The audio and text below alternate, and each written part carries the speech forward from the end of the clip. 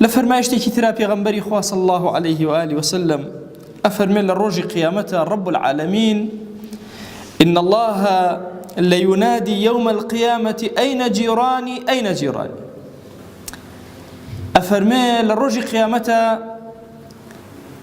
قالت كوان دراوسي كانم ملائكة سريان سورة مني قال يا إلهي ربنا ومن ينبغي أن يجاور كي أتواني بيت دراوسيتو فيقول أين عمار المساجد كوان أواني مزقوتا كان أودان أكردوا أوداني مادي بيا أوداني معنوي تصورك أوداني لنوم مزقوتا كان إنما يعمر مساجد الله من آمن بالله واليوم الآخر كسيك مزقوتا كانوا مالي خواي بي أودان أكريتوا كسيك كإيماني هي بخوا بروجي دوائي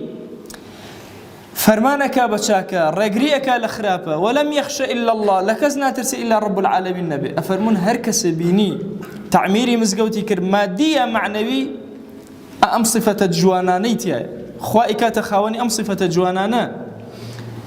دي هر يكر لإما بيوستي بوهي لحياتي خويا تعميري مزقوتي كردبه أقل للروي مادية ونيتواني للروي معنوية بنويجة بسجدية بطاعتي مزقوتي خوي أودان كردبتو مالي خوي أودان كردبتو